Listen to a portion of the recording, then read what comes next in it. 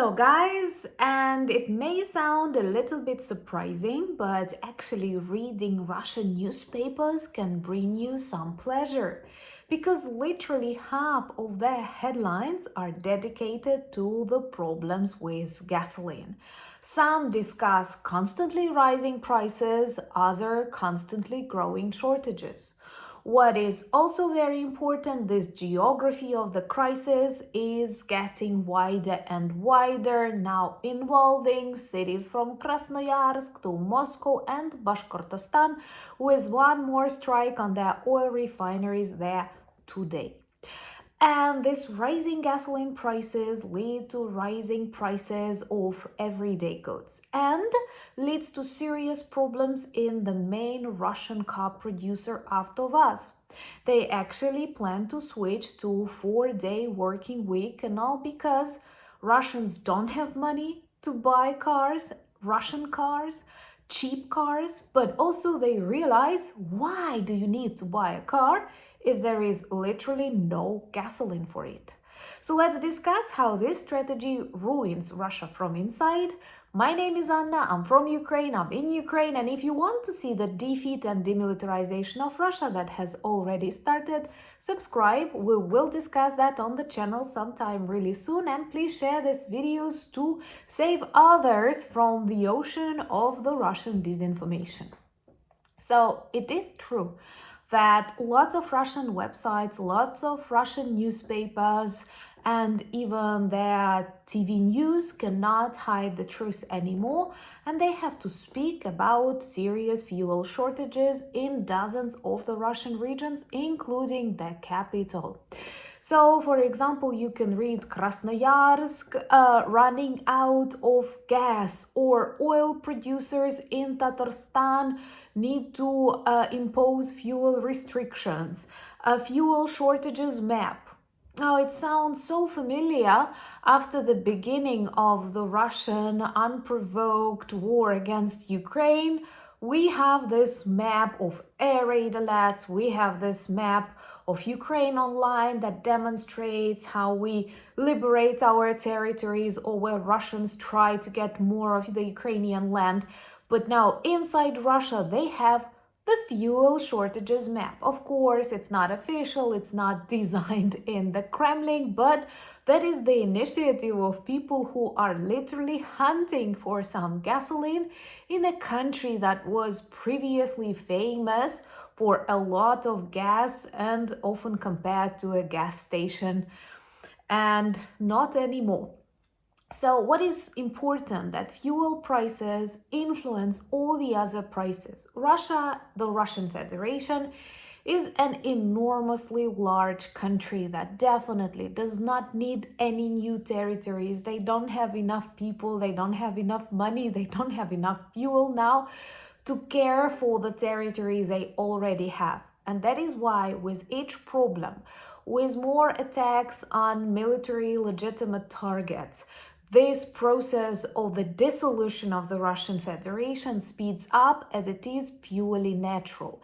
And we may see, by the way, lots of Russian senators, lots of Russian politicians in the republics far away from Moscow, in the republics that experience most of problems, like strikes in Bashkortostan or fuel shortages like in Krasnoyarsk, start addressing the Kremlin, saying, well, this special military operation, we don't like it anymore because somehow it is now conducted on the Russian territory.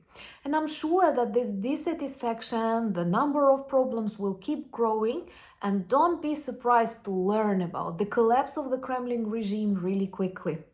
This is exactly how it happened with the Russian Empire, with the Soviet Union, and this is what has already started for the Russian Federation. Subscribe, comment, like these videos to witness that all together, and I'm happy to be your translator to the world of the collapsing Russian Empire.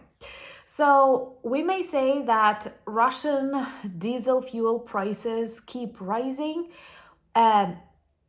extremely actively, like the rising accelerates at least within these 3 weeks.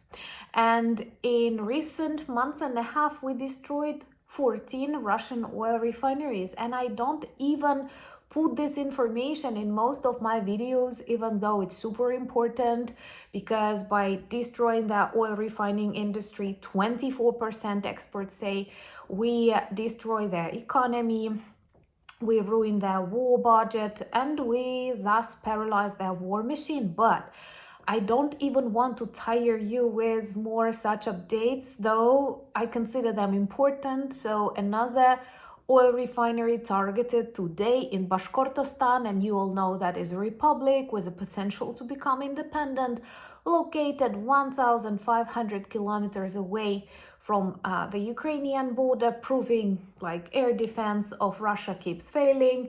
They cannot protect oil refineries, even in the context of fuel shortages, in the context of rising prices.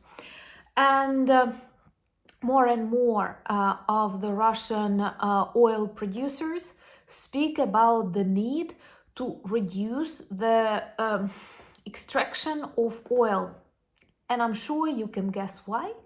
Because they don't have enough oil refineries to refine, if that's the correct verb, to refine oil. So they stop the mining, they stop the extraction of oil. If Saudi Arabia, other countries will substitute Russia and prices will keep going down, Russia is done in months. And what is interesting, 12 Russian senators wrote an open letter. That is super bravery in Russia, saying that they are worried for the Russian economy if the budget continues to be war-oriented. And we know it's just like that. That's the reason why millions of Russians rush to withdraw their cash from the Russian banks. They realize that soon they may lose this opportunity. A similar process happened during the collapse of the USSR, when people lost millions, billions of their savings. And the history repeats itself. Putin wanted to rebuild the USSR, but somehow he rebuilt the USSR just before its collapse. Bad fortune, I guess.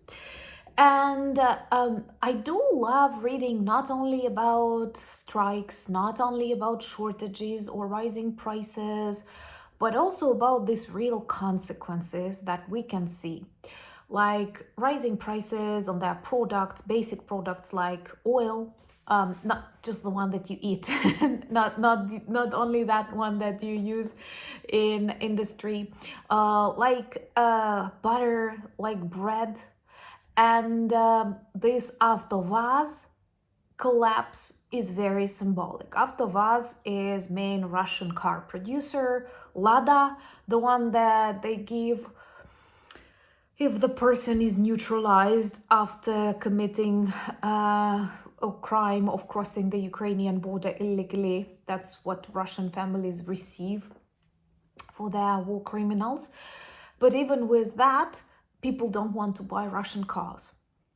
They stopped offering Chinese cars, but they need to offer Chinese cars because they need Chinese support. It's so difficult for the Kremlin right now. But more and more Russians say, why do we need to buy a car if we cannot afford gas? If we cannot find gas, and if we find gas, we cannot afford it. So during this month, the sales of AvtoVAZ dropped 36%. And at the beginning of summer, they sent all of their workers into a vacation, not giving them an option, just like go rest.